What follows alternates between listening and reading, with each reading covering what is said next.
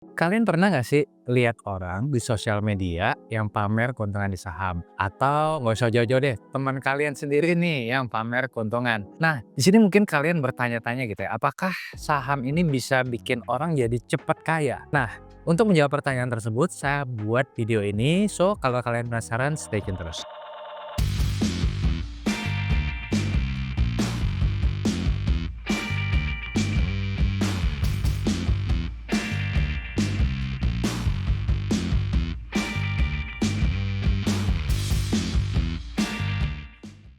Oke, nah jadi pertanyaan yang sering saya terima sampai dengan saat ini adalah apakah main saham itu bisa bikin kaya?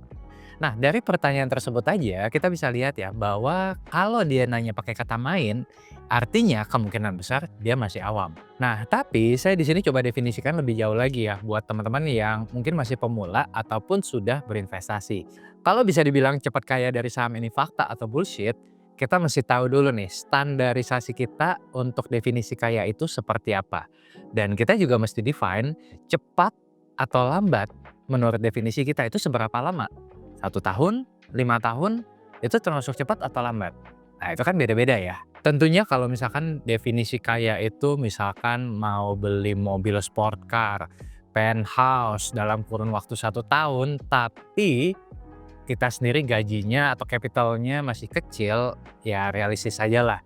99,9% ya nggak akan bisa. Cuman ya mungkin 0,1% lah kemungkinan untuk bisa. Tapi beda cerita kalau misalkan ya capitalnya sudah besar. Nah, tapi balik lagi ke pertanyaannya, apakah investasi saham itu bisa bikin kaya? Ya saya jawab bisa, tapi bukan untuk cepet-cepetan jadi kaya. Dan ya kita realistis lagi, nggak semua orang bisa kaya juga dari saham. Nah, saya kasih ilustrasi deh biar lebih mudah dipahami. Katakanlah misalkan ada si 2 orang nih, ada si A, dia menggunakan laptop dengan spesifikasi yang sama dengan laptop yang digunakan oleh si B, ya. Jadi 2 orang yang berbeda tapi spesifikasi laptopnya sama. Si A menggunakan laptop ini untuk hal-hal yang biasa-biasa aja, ya cuma Microsoft basic-basic tas lah ya. Tapi si B memanfaatkan laptop ini untuk hal-hal yang lebih berfaedah. Ya, misalkan dia pakai untuk Photoshop-nya lah, dia pakai aplikasi-aplikasi di dalamnya sehingga bisa membuat keuntungan untuk dirinya. Nah, dari situ teman-teman kan kebayang bahwa yang terpenting itu sebenarnya bukan device-nya, bukan laptopnya, tapi bagaimana kita punya skill atau tidak untuk memanfaatkan si laptop ini. Nah, demikian pula dengan saham. Instrumennya sama, tapi ada si A yang mungkin karena knowledge-nya atau mungkin capital-nya belum besar gitu ya, dan dia belum bisa memanfaatkan instrumen saham ini untuk memberikan keuntungan untuk dirinya. Nah, sementara si B sudah punya skill yang cukup, sudah punya knowledge yang mumpuni, sudah punya mindset yang baik, sudah punya capital yang mumpuni juga. Ya, maka si B jelas bisa memanfaatkan si saham ini untuk mendapatkan keuntungan yang lebih optimal buat dirinya. So, jadi poin yang ingin saya sampaikan di sini, yang pertama adalah bukan masalah instrumennya saja, tapi apakah kita sudah punya skill, sudah punya knowledge, sudah punya mindset, dan pengalaman yang cukup ya untuk bisa membuat pasar saham ini menghasilkan keuntungan untuk kita sendiri. Investasi saham itu kan wealth creation ya. Jadi beda dengan instrumen lain yang sifatnya fixed income seperti deposito atau obligasi yang returnnya tetap tapi terbatas. Nah, saham ini punya exposure terhadap potensi upside yang tidak terbatas dari perusahaan-perusahaan yang ekspansif. Nah, jadi dari segi karakteristiknya saja kita tahu bahwa saham ini bisa memberikan pertumbuhan yang bukan linear melainkan ekspansif. Bergantung pada apa? Kombinasi dari makroekonomi, strategi portfolio, pemilihan sahamnya, ataupun juga tingkat disiplin kalian. Nah, berkaitan dengan pemilihan saham, ya di kondisi sekarang ini memang sangat mungkin kita bisa mendapatkan saham yang pertumbuhannya relatif lebih cepat ya dibandingkan dengan saham-saham lain. Nah, pertanyaan berikutnya adalah gimana ya caranya kita mencari saham yang bisa menghasilkan keuntungan yang cukup tinggi? Nah, untuk bisa menemukan saham-saham yang mengalami kenaikan yang cukup tinggi, ya setidaknya ada beberapa aspek yang perlu dipenuhi. Ya apa aja? Yang pertama adalah ekspektasi peningkatan kinerja perusahaan yang tinggi atau perbaikan kinerjanya. Yang kedua, ada story-nya atau growth story-nya atau sentimen pasar. Dan yang ketiga adalah ada didukung oleh aksi korporasi. Nah, jadi kalau aspek-aspek ini ada di emiten pegangan kamu, ya harganya bisa meningkat sangat tinggi. Dan saya sendiri ya puji Tuhan belum lama ini mendapatkan return multi-bagger di saham Archie dan juga SMA. Di mana kedua emiten ini merupakan turnaround company atau mengalami perbaikan kinerja. Nah, di Archie misalkan, tahun lalu permasalahan terbesarnya adalah di pit terbesarnya yaitu pit Araren yang terkena bencana alam, yaitu banjir tepatnya di bulan April 2024. Nah, produksi dan penjualan emas Archie itu langsung turun signifikan padahal harga emas lagi tinggi-tingginya.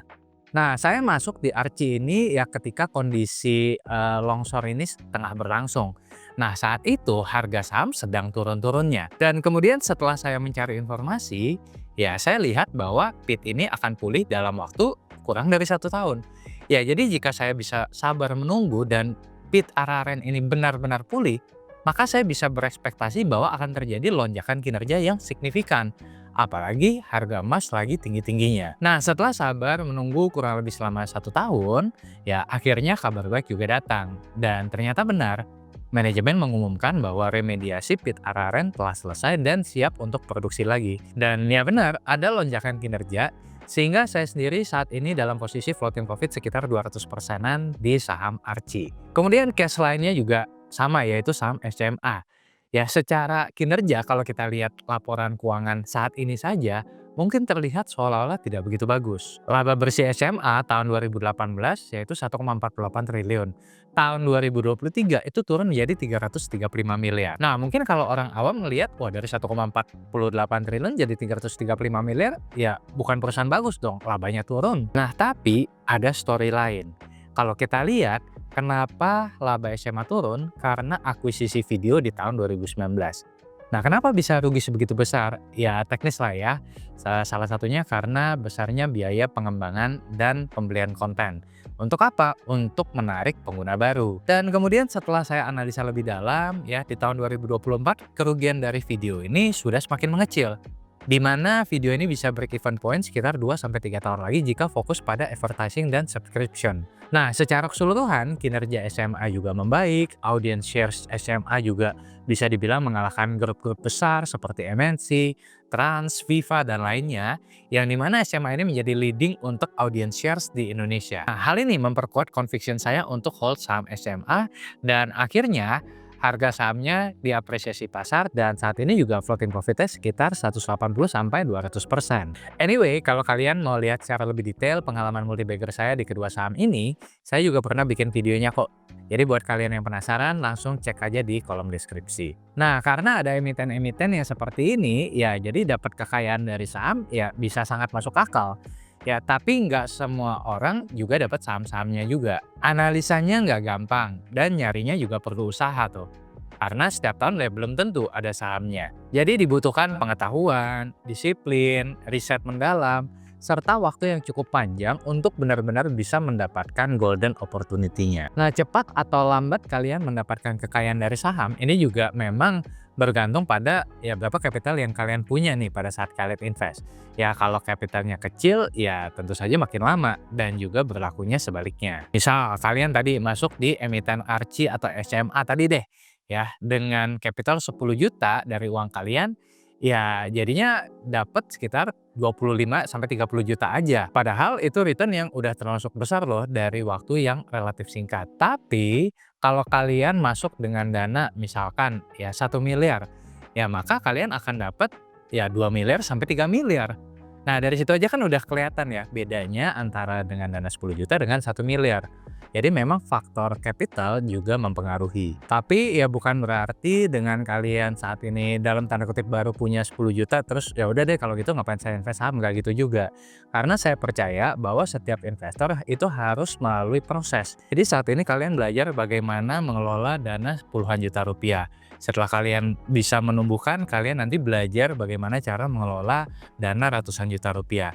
Demikian pula nanti mengelola dana miliaran, puluhan miliar, ratusan miliar, atau mungkin triliunan suatu saat nanti. Jadi intinya, ya saham bisa bikin kaya tapi butuh waktu ya, dan ya nggak bisa munafik, butuh capital juga. Sambil kalian mengembangkan modal, kalian fokus di pengembangan diri ya, belajar analisa saham itu seperti apa sih, mungkin dari segi fundamental ataupun teknikal. Ya, sambil kalian pelan-pelan ya cari active income untuk meningkatkan capital kalian. So, kaya dari saham itu bisa dan memungkinkan, tapi butuh waktu. Sekali lagi ya, saham itu bukan sarana atau instrumen untuk bikin kalian jadi cepat kaya, get rich quick dengan dana yang kecil, tapi butuh proses dan tetap butuh capital. Oke, itu dulu video kita kali ini. Nah, kalian sendiri kira-kira punya teman yang mau cepat kaya dari saham nggak? Coba tulis di kolom komentar. Dan seperti biasa, kalau kalian suka dengan video ini, jangan lupa untuk klik like, subscribe, share, dan yang paling penting jangan lupa nyalakan notifikasinya supaya kalian nggak ketinggalan video saya yang lainnya. Akhir kata, salam dari saya Rifan Kurniawan, Indonesia Value Investor dan penasihat investasi terdaftar dan terlisensi di OJK. Sampai jumpa di video berikutnya. Bye-bye.